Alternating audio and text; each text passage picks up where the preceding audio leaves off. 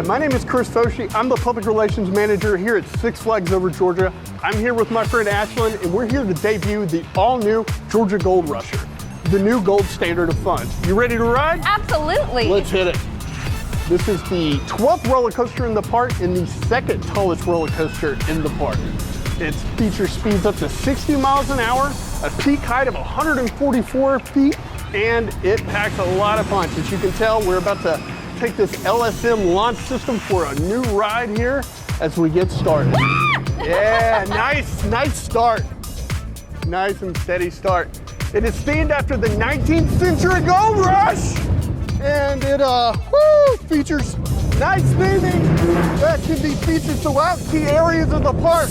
We're breathing new life into the park this year with a lot of renovations, including 3 new dining concepts. Woo! So, that's a peak of 144 miles.